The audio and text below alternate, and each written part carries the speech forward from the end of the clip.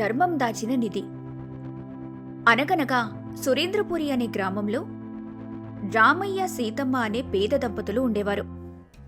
వారికున్నది 1 ఎకరం బీడుభూమి మాత్రమే. వానలు లేక పంటలు పండక వారి బతుకు చాలా దీనంగా మారింది. ఒకరోజు సాయంత్రం పొలం నుంచి తిరిగి వచ్చి తన ఇంటి ముందు తన కోసం ఎదురుచూస్తున్న సీతమ్మతో రామయ్య నిట్టూరుస్తూ ఇలా అంటాడు.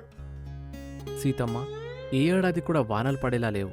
మన బీడు భూమిని చూస్తుంటే గుండె తరుక్కుపోతుంది. కనీసం జొన్నలు పండుతాయన్న ఆశ కూడా పోయింది. దిగులు పడకండి, ఆ దేవుడు మనల్ని ఇలాగే వదిలేయడు. తప్పకుండా ఏదో ఒక దారి మనకి తొందరలోనే చూపిస్తాడు. ఈరోజు కాకపోతే రేపైనా వాన పడకపోతుందా? ఇన్నాళ్ళు ఎలాగో వేచి చూశాం. ఇంకో 4 రోజులు వేచి చూడటంలో తప్పులేదు కదా. నీ ఆశ మంచిదే సీతమ్మ, కాని ఆకలి అప్పులు ఆగవు కదా. ఆ జమీందారు భూషణం గారి దగ్గర తీసుకున్న అప్పు తీర్చే గడువు రేపటితో ముగుస్తుంది. డబ్బు కట్టకపోతే మన ఈ గుడిసెను కూడా లాగేసుకుంటానన్నాడు అని అంటూ ఉండగా ఇంతలో ఆ జమీందారు భూషణం తన మనుషులతో అక్కడికొస్తాడు. అప్పుడతను రామయ్యపై గట్టిగా అరుస్తూ ఇలా అంటాడు. ఎరా రామయ్య, ఇంట్లో కూర్చొని ముచ్చట్టు చెప్పుకుంటున్నావా? నా బాకీ సంగతి ఏం చేసావు? రేపే నీకిచ్చిన గడువుల ఆఖరి రోజు. మర్యాదగా నాకు రావాల్సిన డబ్బులు వడ్డీతో సహా నాకిస్తావా? లేక నీ పొలాన్ని నాకు అమ్మేస్తున్నట్టు ఈ కాగితాలపై సంతకం పెడతావా? ఆ మాటలకు రామయ్య భయపడుతూ ఆ భూషణం కాళ్లవేళ్లా పడుతూ ఇలా బ్రతిమిలాడుకుంటాడు. దొరా, మాపై కాస్త దయ చూపండి. పంట పండలేదు. ఇంకొక 6 నెలలు గడివివ్వండి. ఒకవేళ అప్పటికీ మీ అప్పు తీర్చలేకపోతే మీ దగ్గర కుక్కల పని చేసి రుణం తీర్చుకుంటాను.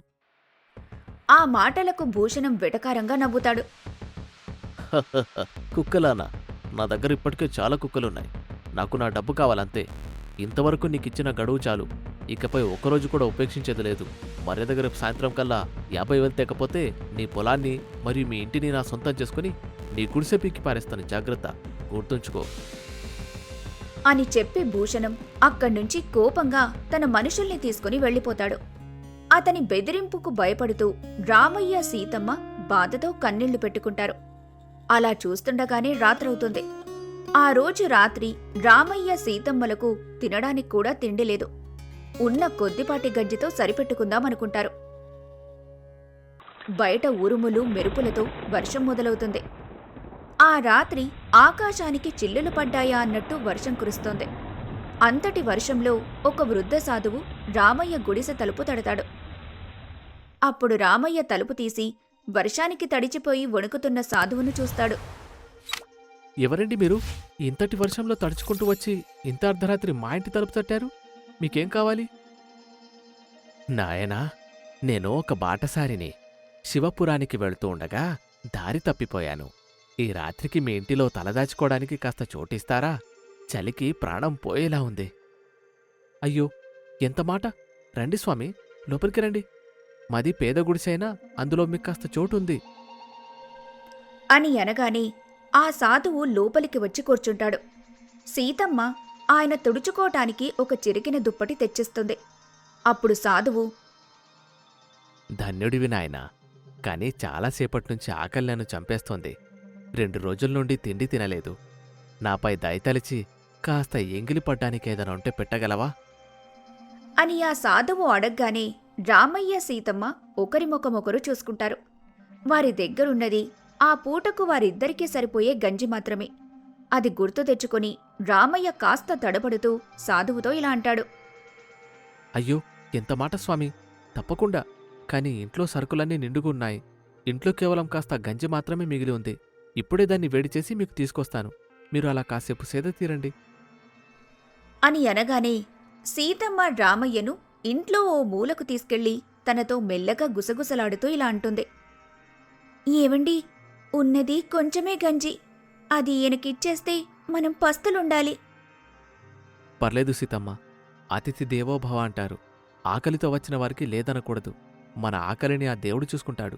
నువ్వు ఉన్న ఆ గంజి కాస్త వేడిచేసి తీసుకురా. అది ఎలాగో మన ఇద్దరికి కడుపు నింపలేదు. కనీసం అది సాధు ఆకలి తీర్చినా చాలు అని అనగానే సీతమ్మ ఆ గంజిని సాధువుకిస్తుంది. సాధువు తృప్తిగా ఆ గంజిని తాగుతాడు. ఆ తర్వాత సాధువు ఒంట్లో కాస్త శక్తి వస్తుంది.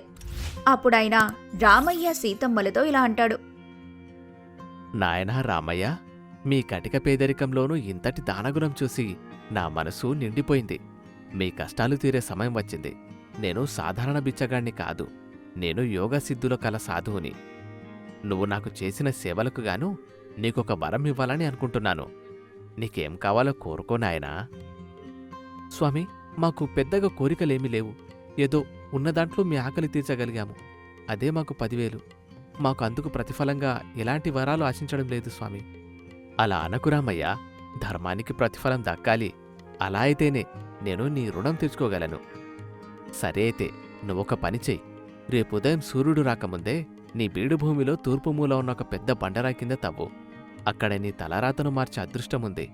అది నీకే సొంతం అని చెప్పి ఆ సాధువు వాళ్లను ఆశీర్వదించి అదే వర్షంలో వెళ్ళిపోతాడు. మరుసటి రోజు ఉదయం ఏదో అలికిడి అవటంతో వారు లేచి చూడగాని అప్పుడు వాళ్లకర్థమవుతుంది ఇది నిజానికి ఒక కల అని. ఎందుకంటే ఒకవేళ అంతటి వర్షం పడుంటే వాళ్ల గుడిసె అంతా తడిచిపోయి ఉండేది. కాని ఒకే కల ఇద్దరికీ ఒకేసారి రావడంతో వారికి కాస్త అనుమానం కలుగుతుంది. దాన్ని నివారించుకోవడానికి రామయ్య, సీతమ్మ కలలో ఆ సాధువు చెప్పినట్టుగాని ఆ బండరాయి దగ్గరకు వెళ్తారు. గుణపంతో తవ్వటం మొదలు పెడతారు. ఏవండి, కలలో ఆ స్వామి చెప్పింది నిజమేనంటారా? ఈ రాళ్లల్లో బంగారం ఉంటుందా? ఆయన మాటల్లో ఏ సత్యం దాగి ఉందో ఎవరికి తెలుసు సీతమ్మ. ఒకసారి ప్రయత్నించడంలో తప్పులేదు కదా అని చెప్పి రామయ్య గట్టిగా తవ్వుతాడు. కొద్దిసేపటికి అక్కడ టంగుమని శబ్దం వస్తుంది. ఒక రాయి పక్కున పగులుతుంది. అక్కడ బంగారం, వజ్రవైడూర్యాల్లాంటి ఎలాంటి నిధి నిక్షేపాలు లేవు. కానీ ఒక అద్భుతమైన నీటి ఊట పైకి ఉరి వస్తుంది. అది చూసిన సీతమ్మ నిరాశగా ఇలా అంటుంది, అయ్యో, ఇదేంటి? బంగారం దొరుకుతుందనుకుంటే నీళ్లు వచ్చాయి. నీళ్లతో మన అప్పు ఎలా తీరుతుందండి? కాని ఆ నీటి అసలైన విలువ తెలిసిన రామయ్య ఎంతగానో సంతోషిస్తూ సీతమ్మతో ఇలా అంటాడు, ఓసి పిచ్చిదానా, ఇది మామూలు నీళ్లు కాదు. ఇది జీవధార. మన బీడు భూమిని బంగారు పంటగా మార్చే అమృతం. ఈ ఊర్లో ఎక్కడా నీళ్లు లేవు. మన పొలంలో మాత్రమే నీళ్లు పడ్డాయి. ఇదే కలలో ఆ సాధువు రూపంలో మనకు దేవుడిచ్చిన నిజమైన బంగారం. ఈ విషయం ఆ నోట ఈ నోట జమీందారు భూషణానికి తెలుస్తుంది. అతను తన మనుషులతో కలిసి అక్కడికొస్తాడు. అక్కడ ధారాళంగా పొంగుతున్న ఆ నీటి ఊటను చూసి అసూయతో ఇలా అంటాడు, ఓహో రామయ్య, నీకు నిధి దొరికిందన్నమాట. కాని అది నీది కాదు. నా దగ్గర తీసుకున్న అప్పు తీర్చడానికి నేను నీకిచ్చిన గడువు ఇప్పటికి అయిపోయింది. కాబట్టి ఇప్పుడు ఈ భూమి నాది, ఈ నీటి ఊట కూడా నాదే. మర్యాదగా దీన్ని నాకప్పజెప్పి నువ్విక్కడి నుంచి వెళ్ళిపో. దీన్ని నా పొలాలకు మళ్లించుకుంటాను. దురా, ఇది అన్యాయం. గడువు సాయంత్రం వరకు ఉంది. ఈ నీళ్లతో పంట పండించి మీ అప్పు తీరుస్తాను. పంట పండటానికి 3 నెలలు పడుతుంది. నాకిప్పుడే డబ్బు కావాలి, లేదా ఈ భూమి వదిలిపోవాలి. రామాయణ లాగిపడేయండి.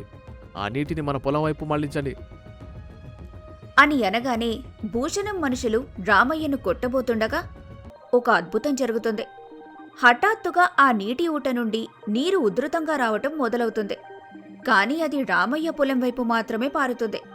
భూషణం పొలం వైపు వెళ్లాల్సిన కాలువగట్టు అకస్మాత్తుగా కూలిపోయి అడ్డుకట్టపడుతుంది. అది చూసి ఆశ్చర్యపోతూ భూషణం ఇలా అంటాడు, అరే, ఏంటిది? నీళ్లు నా పొలం వైపు రావడం లేదు. ఆ గట్టు తీయండ్రా అని అనగానే భూషణం మనుషులు ఎంత ప్రయత్నించినా ఆ నీరు కేవలం రామయ్య బీడు భూమినే తడుపుతుంది. భూషణం పొలం ఎండిపోయి ఉంటుంది. అప్పుడే ఆ సాధువు ఆ ఊరి గ్రామ పెద్ద వేషంలో గ్రామస్తులని తీసుకుని అక్కడికొచ్చి ఇలా అంటాడు, భూషణం, ఆగు. ప్రకృతి కూడా తెలుసు ఏ నిధి ఎవరికి దక్కాలో. రామాయ ధర్మగుణం ఈ నీటి ఊటను పుట్టించింది. నీ దురాశ ఈ నీటిని కూడా దక్కకుండా చేసింది. అప్పుడు రామయ్య ఆ సాధువుని చూసి గుర్తుపట్టి ఇలా అంటాడు, స్వామి, మీరే కదా నిన్న రాత్రి మా కలలో వచ్చింది? అవును నాయనా. ఈ నీటి ఊట కింద చాలా సంవత్సరాల క్రితం దాచిపెట్టిన పురాతన నిధి కూడా ఉంది. కాని అది కేవలం స్వచ్ఛమైన మనసున్న వారికి దక్కుతుంది అని చెప్పి ఆ సాధువు నీటిలో చేయి పెట్టి ఒక బంగారు నాణేల కుండను పైకి తీస్తాడు. అందరూ అది చూసి ఆశ్చర్యపోతారు. దాన్ని రామయ్య చేతికిచ్చి తనతో ఇలా అంటాడు, రామయ్య, ఇది నీ అతిథి సేవకు దక్కిన ప్రతిఫలం. ఈ ధనంతో నువ్వు భూషణంకి ఇవ్వాల్సిన అప్పు తీర్చుకో. ఈ నీటితో 10 మందికి సాయం చెయ్యి. ధన్యవాదాలు స్వామి. ఈ నీరు నా ఒక్కడిది కాదు, ఈ ఊరి రైతులందరికీ ఇస్తాను. అందరి పొలాలు పండాలి. భూషణం, ఈకనైనా నువ్వు డబ్బు ఆశగా చూపించి జనాలందరిపై అధిక అప్పుల భారం మోపి వారి భూముల్ని నీ సొంతం చేసుకునే గుణాన్ని మానుకో. రామయ్య విషయంలో నువ్వు చేసిన తప్పుకి అతనికి క్షమాపణలు చెప్పు. ఇక నుంచైనా బుద్ధిగా బతుకు అని చెప్పి అందరూ చూస్తుండగానే ఆ సాధువు మాయమైపోతాడు. అది చూసి అక్కడున్న వాళ్ళందరూ ఆశ్చర్యపోతారు. కాసేపటికి అందరూ ఆ ఆశ్చర్యం నుండి తేరుకున్న తర్వాత తను చేసిన తప్పులకు భూషణం సిగ్గుతో తలదించుకొని రామయ్యతో ఇలా అంటాడు. రమయ్య, నన్ను క్షమించు. నీ భూమిని లాక్కోవాలనుకున్నాను, కాని నీ మంచితనమే నిన్ను గెలిపించింది. ఇకపై నేను ఎవరిని ఇబ్బంది పెట్టను అని చెప్పి భూషణం అక్కడ్నుంచి వెళ్ళిపోతాడు. అలా ఒక 3 నెలలు గడుస్తాయి. రామయ్య పొలం పచ్చగా కళకళ్లాడుతూ ఉంటుంది. రామయ్య తన నీటి ఊటను ఊరందరి పొలాలకు పంచడం ద్వారా ఊరంతా పంటలు పండి ఊరి జనం సంతోషంగా ఉంటారు. కష్టంలో ఉన్నప్పుడు కూడా ధర్మాన్ని విడిచిపెట్టని వారికి ఆ దేవుడు ఏదో ఒక రూపంలో సాయం చేస్తాడు. దురాశ దుఃఖాన్ని మిగిల్చితే త్యాగం అదృష్టాన్ని తెచ్చిపెడుతుంది. ఆపదలో ఆదుకున్నవాడికి దైవం అండగా ఉంటాడు. నిజాయితీ పేదవాడి అసలైన ఆస్తి.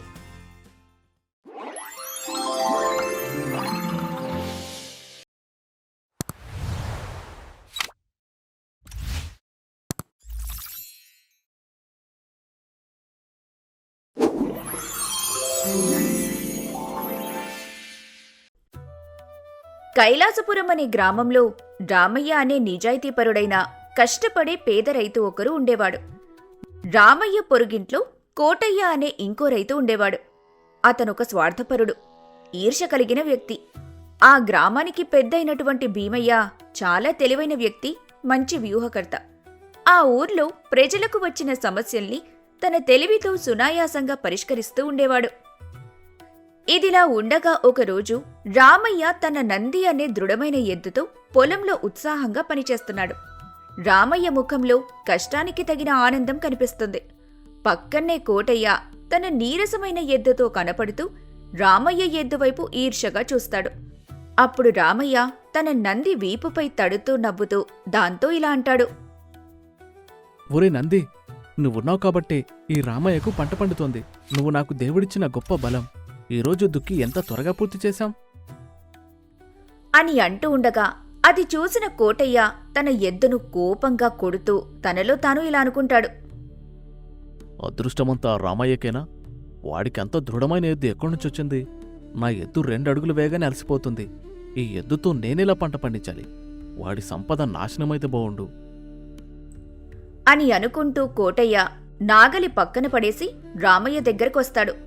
ముఖంలో నటనతో కూడిన నవ్వు నటిస్తూ రామయ్యతో ఇలా అంటాడు. ఏమయ్యా రామయ్య, నీకు ఎంత అదృష్టం! నీ ఎద్దు చూడముచ్చటగా ఎంత దృఢంగా ఉందో. 10 పొలాలు దున్నే శక్తి దానికుందేమో.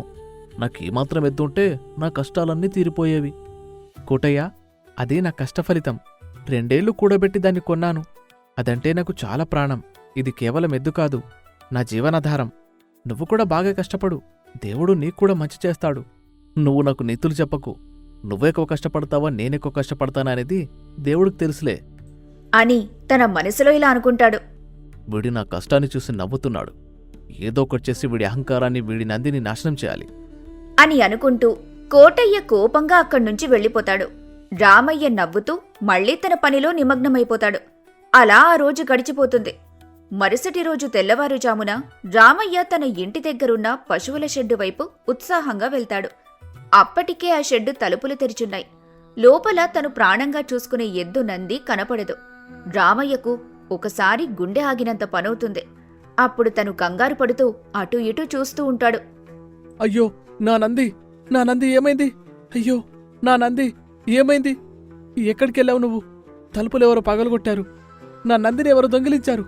అయ్యో దేవుడా, ఇప్పుడు నేనేం చెయ్యాలి అని తన ఎద్దుని పేరు పెట్టి పిలుచుకుంటూ రామయ్య పరుగు పరుగున గ్రామమంతా వెతుకుతాడు. కాని ఎక్కడా నంది కనపడదు.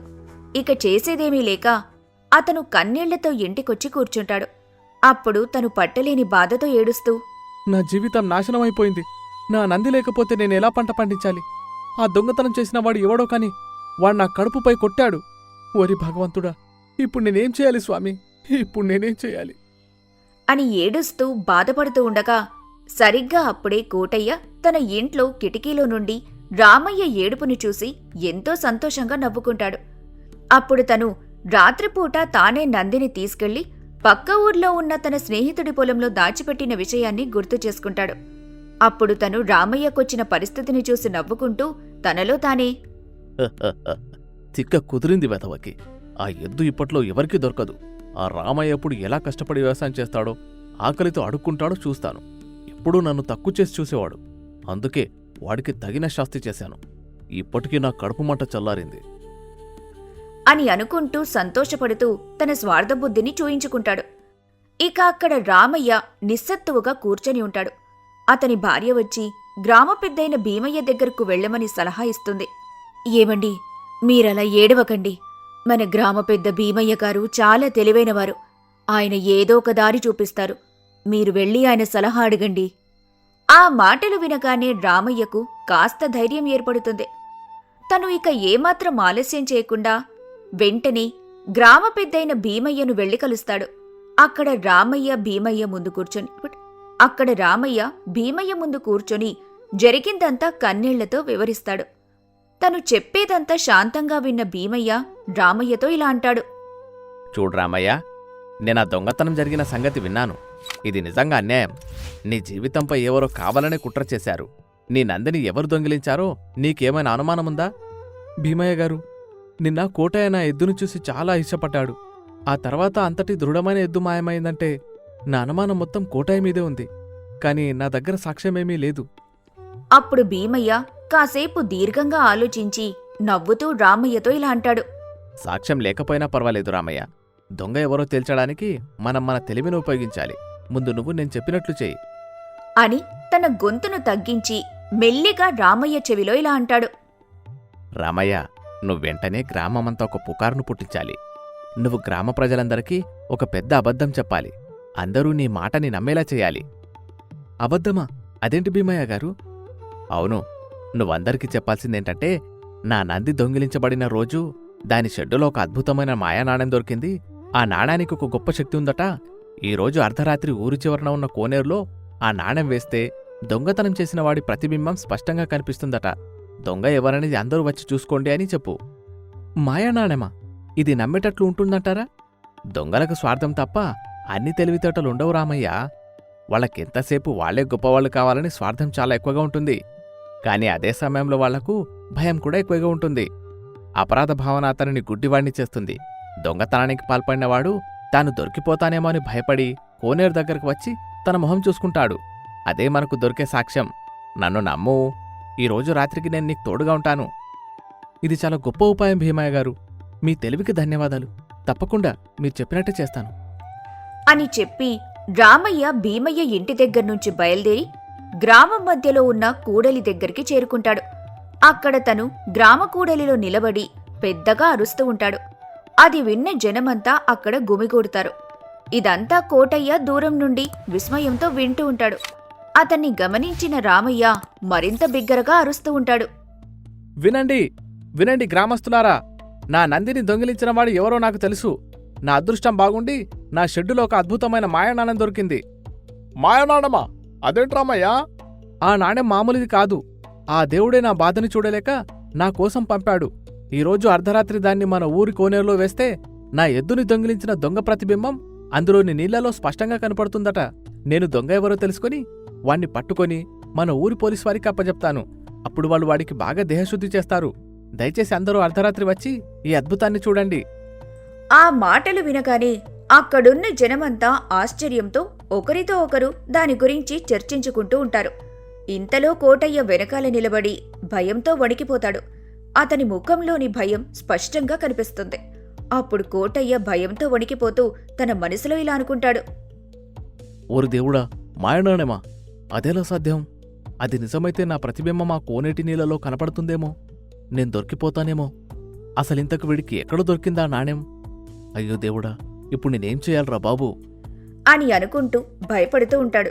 ఇంతలో ఆ జనాల్లో నుంచి ఒక గ్రామస్తుడు భయపడుతున్న కోటయ్యని చూసి, ఏంటాయా కోటయ్య, నువ్వేంటి ఇక్కడ దాక్కొని అంతలా భయపడిపోతున్నావు? ఏంటి ఒళ్ళంతా ఇంత చెమట పోసింది? ఏంటి విషయం? అబ్బే అదేమి లేదు. భయమా? నాకెందుకు? నేనేం భయపడలేదు. ఎండాకాలం కదా, అందుకే బాగా ఉక్కపోస్తుంది. అందుకే చెమటలు పడ్డాయి. అంతే, అంతకు మించి ఇంకేం లేదు. నేనేం భయపడట్లేదు అని అంటూ తడబడుతూ ఎక్కడ దొరికిపోతానేమో అనే భయంతో కోటయ్య అక్కడ నిలబడలేక కంగారుగా అక్కడ్నుంచి పరుగున వెళ్ళిపోతాడు. రామయ్య ఇంకా అక్కడున్న గ్రామస్తులందరూ అతని కంగారు చూసి ఆశ్చర్యపోతారు. అలా చూస్తూ ఉండగానే రాత్రవుతుంది. కోటయ్య ఇంట్లో ఒంటరిగా కూర్చొని భయంతో చలిజ్వరం వచ్చిన వాడిలా వణికిపోతూ ఉంటాడు. ఆ మాయానాణెం గురించి ఇంకా కోనేరు గురించి మాత్రమే ఆలోచిస్తూ ఉంటాడు. అప్పుడు తన మనసులో, అయ్యో, ఈ మాయనాణం గనక నిజమైతే రేపు ఉదయానికి రామయ్య ఎద్దుని నేనే దొంగిలించాననే విషయం ఊళ్ళో ఉన్న అందరికీ తెలిసిపోతుంది. నందిని దొంగిలించినందుకు నన్ను ఊరు నుంచి వెలేస్తారు. దొంగతనం చేసిన వాడి ప్రతిబింబం కోనేరులో కనబడుతుందంటే నేనొక్కసారి కోనేరు దగ్గరికి వెళ్ళి ఆ కనిపించే ప్రతిబింబం ఎలా ఉందో చూడాలి. లేదు, నేను ఆ దొంగతనం చేశాననే విషయం ఎవరికి తెలీదు. కాబట్టి నా ప్రతిబింబం ఆ కోనేరులో కనిపించదు. కానీ ఒకవేళ దేవుడే ఆ నాణ్యం రామయ్యకు పంపించుంటే దేవుడికి నా అపరాధం తెలుసు కదా, అప్పుడు నా ప్రతిబింబం తప్పకుండా కోనేరులో కనిపిస్తుంది అని అనుకుని కోటయ్య మెల్లిగా తలుపు దగ్గరకు వెళ్లి బయటకి చూస్తాడు. అర్ధరాత్రి అయ్యుంటుంది. ఊర్లో కొంతమంది జనాలు కోనేరు వైపు వెళ్తూ ఉంటారు. అది చూసి తనకు మరింతగా భయం పెరిగిపోతుంది. అప్పుడు నిట్టూరుస్తూ మళ్ళీ ఇలా అనుకుంటాడు, లేదు, నేను కూడా కోనేటి దగ్గరికి వెళ్ళాలి. నేనక్కడ కనబడకపోతే ఊళ్ళో ఉన్న వాళ్ళందరికీ అనుమానం వస్తుంది. ఒకసారి వెళ్ళి చూసి రావాలి. నా ప్రతిబింబం కనబడకుంటే వెంటనే నందిని తీసుకొచ్చి అడవిలో విడిచిపెట్టాలి. లేదంటే దొరికిపోతాను. ఒకవేళ ప్రతిబింబం కనిపిస్తే వెంటనే ఈ ఊరు విడిచి పారిపోవాలి అని అనుకుని కోటయ్య దొంగలా ఇంట్లో నుండి మెల్లగా అడుగులో అడుగు వేస్తూ బయటకొస్తాడు. అక్కడ్నుంచి మెల్లిగా కోనేరు వైపు వెళ్తాడు. అర్ధరాత్రి సమయం కావస్తుంది. కోనేరు వద్ద అంతా నిశ్శబ్దంగా ఉంది. చుట్టూ చీకటి. కాని అక్కడ ఊరి జనాలెవ్వరూ కనబడుటలేదు. కోటయ్య భయపడుతూ చుట్టూ చూసుకుంటూ కోనేరు వైపు మెల్లగా వణుకుతూ నడుస్తాడు. అప్పుడు తను ఇలా అనుకుంటాడు, అమ్మయ్యా, ఇంకెవరూ రాలేదు. కొంపదీసి నాణ్యం వేశాడా? నేను త్వరగా చూసుకోవాలి అని అనుకుని కోటయ్య కోనేటి నీళ్ల వైపు వంగి తన ప్రతిబింబం చూసుకుంటాడు. తన ముఖం మామూలుగానే ఉంది. అతను ఊపిరి పీల్చుకొని నవ్వుతూ ఇలా అనుకుంటాడు, నేను దొరకలేదు. నా ప్రతిబింబం మామూలుగానే ఉంది. దొంగతనం బయటపడలేదు. ఆ రామయ్య కేవలం అబద్ధం చెప్పాడు అని అనుకుని కోటయ్య మళ్లీ కోనేటి నీళ్ల వైపు చూసి ఆనందంగా నవ్వుకుంటాడు. అప్పుడే దట్టమైన పొదల్లో దాగి ఉన్న భీమయ్య, రామయ్య టార్చ్ లైట్ వేసి ఒక్కసారిగా బయటికొస్తారు. ఆ అలికిడి విని అక్కడ్నుంచి కోటయ్య పారిపోవడానికి ప్రయత్నం చేస్తుండగా భీమయ్య గట్టిగా ఇలా అంటాడు, ఆగు కోటయ్య, దొంగ నువ్వే. దొంగ ప్రతిబింబాన్ని చూసుకోవడానికి వచ్చిన దొంగ నువ్వే అని అనగానే ఒక్కసారిగా కంగుతిన్న కోటయ్య, అయ్యో, దొరికిపోయానే. కోటయ్య, మాయానాణం లేదు, మాయా ప్రతిబింబం లేదు. నిన్ను నువ్వు దొంగలా చూసుకున్నావు కాబట్టే నువ్వు మాకు దొరికిపోయావు. మాకు నీపై ముందు నుంచి అనుమానంగా ఉంది. కానీ నీ అపరాధ భావన నిన్ను కోనేరు దగ్గరకు లాక్కొచ్చింది. దొంగ నువ్వే. నిజం చెప్పు కోటయ్య, నా నంది ఎక్కడుంది? లేదంటే ఉదయాన్నే నిన్ను గ్రామ పోలీసులకు అప్పగిస్తాం. అప్పుడు కోటయ్య భయంతో ఏడుస్తూ బతిమాలుతూ ఇలా అంటాడు, అయ్యా, దయచేసి నన్ను క్షమించండి. నందిని నేనే దొంగిలించాను. నన్ను ఈర్ష్య, అత్యాశ గుడ్డివాడిని చేశాయి. నేను దాన్ని పక్క ఊర్లో ఉన్న మా స్నేహితుడి పొలంలో దాచాను. దయచేసి నన్ను వదిలేయండి. అయితే రేపు ఉదయం కల్లా నువ్వే దాన్ని మన గ్రామం మధ్యలో ఉన్న కూడలి దగ్గరికి తీసుకుని రావాలి. లేదంటే గుర్తుంది కదా అని చెప్పి భీమయ్య కోటయ్యను అక్కడ్నుంచి వెంటనే పక్క ఊరికి పంపిస్తాడు. కోటయ్య ఇక చేసేదేమీ లేక పరుగున పక్క ఊర్లో ఉన్న తన స్నేహితుడి పొలానికి వెళ్లి నందిని తిరిగి తీసుకొస్తాడు. ఆ నందిని భీమయ్య చెప్పినట్టుగాని గ్రామం మధ్యలో ఉన్న కూడలి దగ్గరికి తీసుకొచ్చి కోటయ్య ఎంతో పశ్చాత్తాపంతో నందిని తిరిగి రామయ్యకు అప్పగిస్తాడు. అలా దొంగలించబడి తిరిగి వచ్చిన ఆ నందిని చూసి అక్కడున్న గ్రామస్తులంతా గుమిగూడతారు. రామయ్య భీమయ్య పక్కన నిలబడి గ్రామస్తులతో ఇలా అంటాడు, నా జీవనాధారమైన నందిని దొంగిలించిన కోటయ్య ఈరోజు భీమయ్య గారి తెలివి వల్ల దొరికిపోయాడు. దయచేసి అందరూ శ్రద్ధగా వినండి. ఇక్కడ మాయానాణం లేదు, మాయా ప్రతిబింబం లేదు. కానీ కేవలం అపరాధ భావన మాత్రమే ఉంది. దొంగ ఎప్పుడు దొరికిపోతానేమో అని భయపడతాడు. ఆ భయమే అతన్ని తప్పు చేయిస్తుంది. ఇందులో మీరు తెలుసుకోవాల్సిన నీతి ఏంటంటే, స్వార్థపరుడి మోసాన్ని తెలివితో మాత్రమే జయించగలం. అప్పుడు కోటయ్య సిగ్గుతో తలదించుకొని ఇలా అంటాడు. నేను చేసిన తప్పుకు నన్ను క్షమించండి. నా ఈర్ష్యాద్వేషం నా జీవితాన్ని నాశనం చేసింది. జనాలందరూ కలిసి కోటయ్యను చితకబాది పోలీసులకు అప్పచెపుతారు. ఇక రామయ్య ఎంతో సంతోషిస్తూ నందితలపై ఎంతో ఆప్యాయంగా తడుముతాడు. రామయ్యకు వచ్చిన కష్టం నుంచి అతన్ని బయటపడేసినందుకు గ్రామస్తులు ఊరి పెద్దైన భీమయ్య తెలివికి చప్పట్లు కొడతారు. దొంగతనం మోసం ఎంత రహస్యంగా దాచినా అపరాధ భావన మనిషిని దొరికిపోయేలా చేస్తుంది. అలాగే సమస్య ఎంత పెద్దదైనా తెలివిని, జ్ఞానాన్ని ఉపయోగించి మాత్రమే దాన్ని పరిష్కరించగలం.